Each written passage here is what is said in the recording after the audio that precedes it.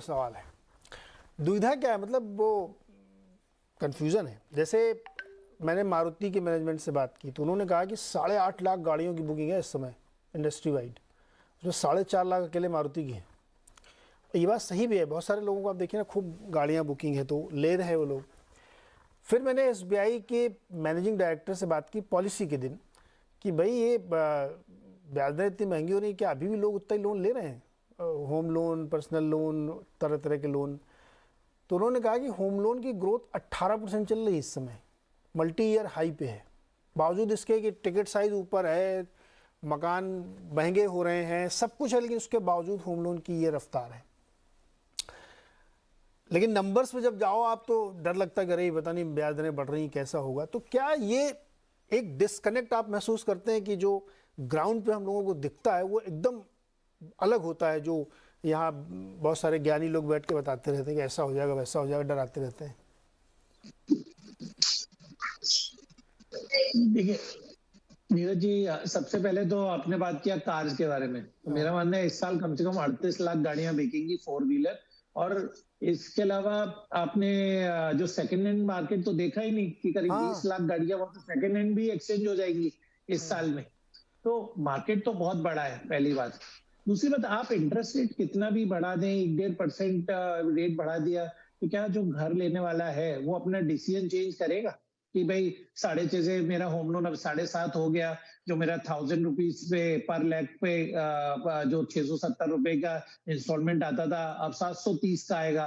तो क्या वो अपना कोई भी डिसीजन डिफर करने वाला है? नहीं करने वाला। दूसरी बात, ये जो सैलरीज का जो ग्रोथ हो रहा है वो काफी ज्यादा है। इनफैक्ट अभी इंडिया में तो इनफैक्ट आपको कॉम्पिटेंट और क्वालिफाइड लोग नहीं मिल रहे हैं, आईटी कंपनी से लेकर जितने सारे सेक्टर हैं। इनफैक्ट हमारे स्टॉक ब्रोकिंग सेक्टर में आपको अभी कॉम्पिटेंट लोग नहीं मिल रहे हैं, इतना ज्यादा टर्नओवर हो गया है लोगों का जल्दी जल्दी। तो लोगों का सैलरी बढ़ रहा है और इसके अलावा कोई भी आदमी रुक नहीं रहा है, क्योंकि बहुत जो बेस है ना उससे अभी होम लोन पे बिल्कुल फर्क पड़ेगा कि 12% का होम लोन हो जाएगा, तब जाके शायद फर्क पड़े। पर आपका 6.75 से 8, 8.25 होने में अभी नहीं लगता कि मुझे नहीं लगता कि कोई ग्रोथ यहाँ पे स्लो होने वाली है। उसके बाद आपकी इकोनॉमी एस्पायरेशनल लोगों की इकोनॉमी है, जहाँ पे एस्पायरेशन है आदमी की ईवी लेना है, या मुझे नया घर 2 BHK से 3 BHK में शिफ्ट होना है, या अपना इंडिपेंडेंट घर लेना है। तो यहाँ पे डिमांड बहुत ज्यादा है, सप्लाई लिमिटेड है। तो यहाँ पे कोई बहुत ज्यादा इन्फ्लेशन का या इंटरेस्ट रेट का फर्क पड़ेगा ऐसा मेरा मानना बिल्कुल नहीं है, और कंजम्पशन बना रहेगा। पॉइंट है सर इसमें। और कोविड के बाद से तो और ज़्यादा तेज़ी से डिस्क्रिशनरी कंजम्पशन बढ़ा है और लोगों की सोच में भी परिवर्तन आया है, और वो हम लोगों को दिखता है। इसीलिए मैंने ये सवाल पूछा क्योंकि बहुत सारी खबरें इधर उधर की छपती हैं। फिर सड़क पे आप जाइए, आजकल आप चले जाइए मुंबई किसी बाजार में, आप देखिए शोल्डर रबिंग है, आप चल नहीं सकते ठीक से, इतनी भीड़ है लोगों में। तो अब खाली टहलने के लिए थोड़ी गए लोग, शॉपिंग कर रहे हैं, दुकानों में दिख रही भीड़। तो ये एक कंजम्पशन की थ्योरी है। बहती जी बिल्कुल तैयार है, बताइए अगले 2 स्टॉक। जी नीरज जी, पहला स्टॉक रहेगा। अच्छा नहीं, एक मिनट रुकिए रुकिए, आप पहले मुझे को समझाइए राउंडिंग बॉटम और ब्लू स्काई क्या होता है। जी, राउंडिंग बॉटम हम टेक्निकल एनालिसिस में उस पैटर्न को बोलते हैं जब एक stock near to its Bollinger band के लोअर बैंड पे, जो 2 स्टैंडर्ड डेविएशन बैंड होता है, उसके पास आके कंसोलिडेट करके वापस 20 डेमा के करीब जाता है। ये एक स्ट्रॉन्ग पैटर्न माना जाता है टेक्निकल एनालिसिस में, और जिस हिसाब से कंसोलिडेशन होता है उस हिसाब से उसके पैटर्न्स के टारगेट्स निकल कर आते हैं। तो जो कंसोलिडेशन हमने रिलायंस में डिस्कस किया वो काफ़ी स्ट्रॉन्ग लग रहा है, और उसी हिसाब से उसके पैटर्न के हिसाब से टारगेट्स भी काफ़ी बड़े आ रहे हैं। और ब्लू स्काई टेरिटरी, जब कोई स्टॉक अपने ऑल टाइम हाई पे चला जाता है तो उसे हम टेक्निकल एनालिसिस में ब्लू स्काई टेरिटरी बोलते हैं। जनरली ये टेरिटरी ऐसा माना जाता है कि जहाँ पे पूरा कंट्रोल स्टॉक पे बुल्स का है और बेयर्स उस स्टॉक में हिम्मत नहीं करते हैं जल्दी से शॉर्ट करने का। स्टॉक में रेजिस्टेंस लेवल खत्म हो जाता है और स्टॉक एक अपस्विंग के लिए फुल तैयार रहता है। तो जनरली टेक्निकल एनालिसिस में ये माना जाता है कोई भी स्टॉक 52 वीक हाई और टाइम हाई पर है तो वो एक बाइंग का जोन उसे कंसिडर किया जाता है। ओके, तो ब्लू स्काई ये है। और राउंडिंग, अच्छा राउंडिंग बॉटम के लिए कोई टाइम फ्रेम भी लेते हैं, कितने समय का वो बना होना चाहिए? जनरली अगर हम डेली टाइम फ्रेम देख रहे हैं तो 12 से 15 कैंडल के बीच में एक राउंडिंग बॉटम बन जाना चाहिए, तब वो स्ट्रॉन्ग कंसिडर किया जाता है और उसके बाद वो करीब करीब अपना 20 डे के वापस रीगेन करना चाहिए। वहां से हम बोलते हैं कि एक बाइंग वापस इंटरेस्ट उस स्टॉक में चालू होगा। ओके, और इस पैरामीटर पे रिलायंस आपको बनता हुआ दिख रहा है। अब बताइए अगले 2 स्टॉक्स। जी, इसमें पहला स्टॉक रहेगा इन्फोसिस।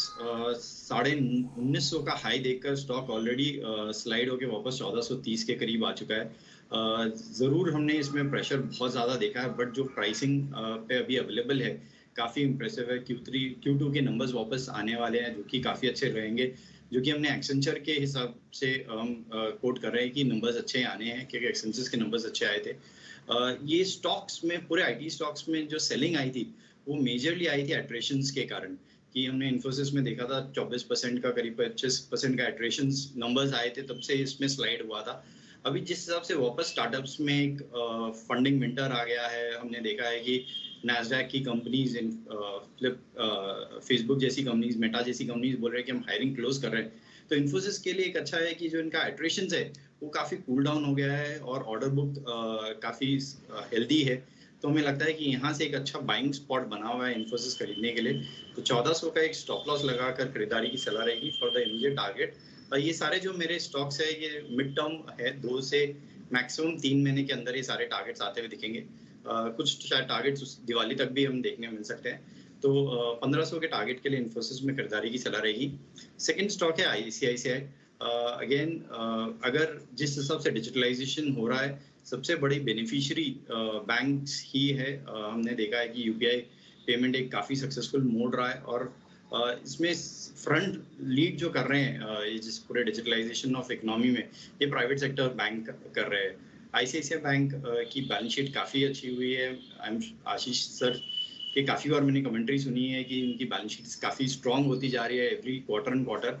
तो इसमें भी खरीदारी की सलाह रहेगी। चार्टिंग के लिए भी बहुत अच्छा दिख रहा है, प्लेस्ड है। और जिस हिसाब से वापस एक आफ्टर फ्राइडे एक बाउंस बैक देखा हमने बैंक निफ्टी में और बैंकिंग स्टॉक्स में, अभी ये स्टॉक वापस काफ़ी अट्रैक्टिव हो गया है। तो 920 के टारगेट के लिए खरीदारी की सलाह रहेगी। 850 का एक स्टॉप लॉस इसमें मेंटेन करें। आप मानते हैं कि ICICI बैंक एक टेक्नोलॉजी कंपनी है, फाइनेंशियल ट्रांजैक्शंस भी ये करते हैं?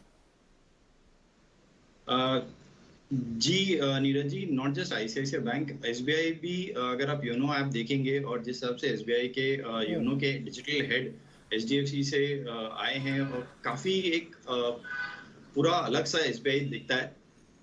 तो SBI और ICICI एक फिनटेक कंपनी की तरह हम इनसे मानते हैं।